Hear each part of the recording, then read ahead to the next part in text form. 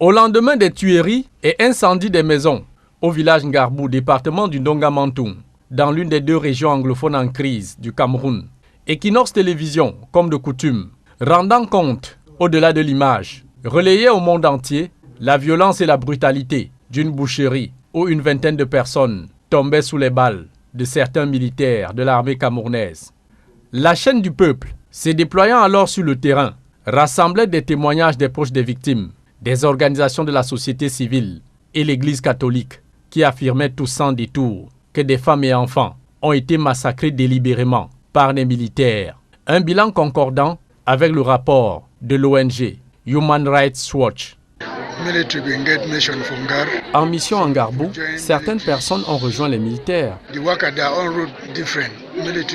Chacun avançait de son côté. Et quand les militaires étaient un peu plus loin, les autres sont revenus incendier des maisons.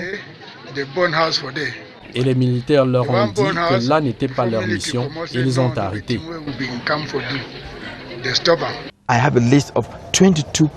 J'ai une liste de 22 tués, parmi lesquels 7 enfants et 2 femmes enceintes. Ce sont des faits indéniables. J'ai commis des gens sur le terrain. J'ai les noms et les âges des victimes. Je peux les publier à tout moment. Sur ces témoignages et comptes rendus d'Equinox Télévision, le gouvernement camerounais, comme à son habitude, qualifiait de mensonges des faits vérifiés et avérés crevant la vue. Voici le traitement surréaliste dans une assurance déconcertante. La télévision nationale, la CRTV. La vérité des faits réhabilités sur les prétendus massacres de Ngarbou dans le Ndonga-Mantoum, région du Nord-Ouest. Face à la presse hier soir, le ministre de la Communication, porte-parole du gouvernement, il a méthodiquement démonté les allégations mensongères. L'armée camerounaise est professionnelle et citoyenne. C'est la première vérité assénée par le ministre de la Communication comme soutien à nos forces de défense et de sécurité sur lesquelles l'on veut jeter l'opprobre. Comment penser un seul instant qu'une armée aussi disciplinée et aussi citoyenne que la nôtre puisse perpétrer des actes de pillage des biens civils et des massacres des populations dont elle a vocation à assurer la protection et la sécurité?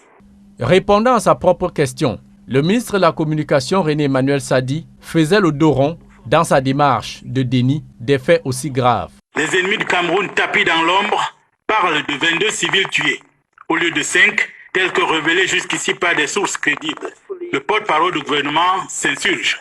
En aucun cas dans le nord-ouest et le sud-ouest, nos forces de défense et de sécurité n'ont entrepris délibérément de perpétrer des exactions de quelque nature que ce soit contre des populations civiles au service desquelles elles sont commises.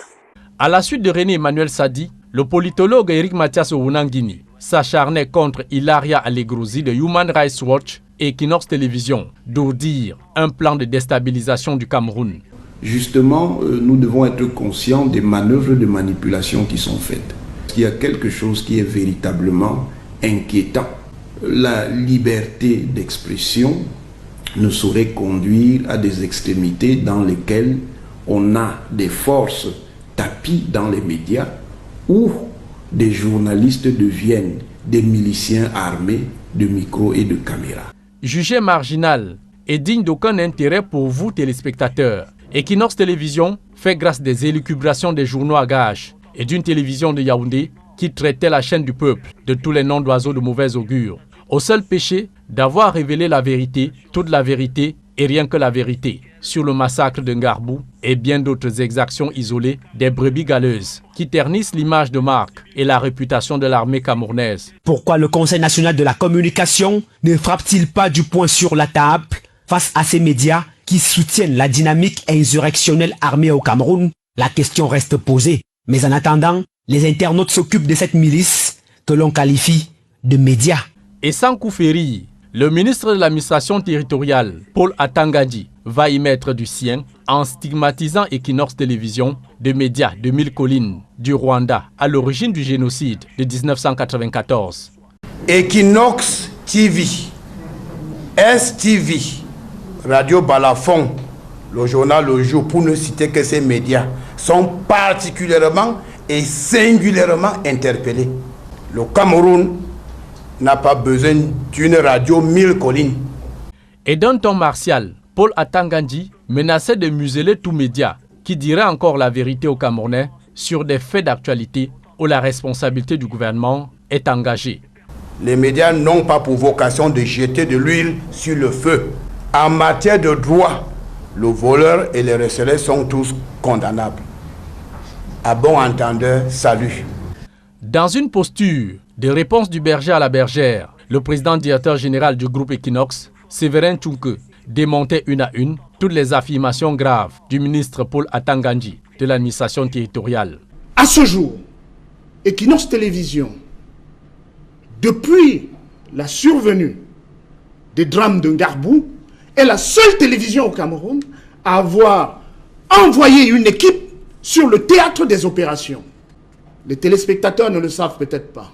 Nous avons pris sur nous en toute responsabilité de ne pas diffuser une bonne partie des éléments ramenés du terrain.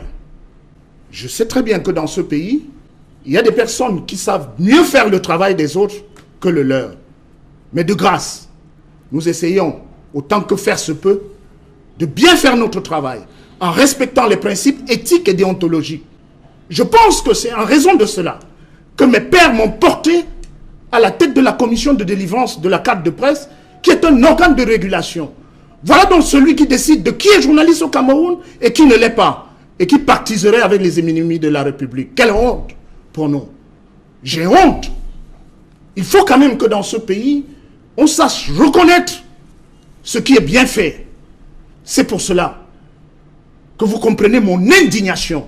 Les deux membres du gouvernement, René Emmanuel Sadi de la communication et Paul Atangandji de l'administration territoriale, des politologues et médias complices du mensonge, ont fini leur one-man show que les voilà rattrapés par l'implacable vérité révélée à Mondovision par les conclusions d'une enquête du chef de l'État Paul Biya, établissant la culpabilité des militaires et civils, auteurs des massacres de Ngarbou, au grand désarroi de tous les avocats du diable.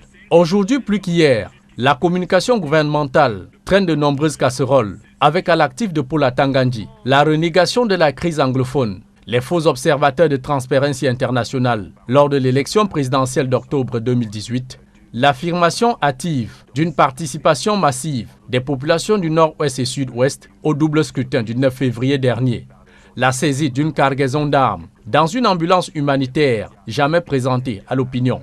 Mais à chaque fois, la vérité a toujours triomphé des petits mensonges du gouvernement, pour reprendre le journal Le Messager. Nous avons un gouvernement qui nie la vérité tout le temps, qui après l'avoue, voilà, que en réalité c'était la vérité. Parce que c'est pas la première fois que ça se passe comme ça. Je peux vous garantir, nous qui sommes souvent en contact avec des familles, c'est très mauvais de voir une famille qui a été affectée et qui apprend que le gouvernement est en train de tout nier en bloc, que non, ça ne s'est pas passé comme nous on dit.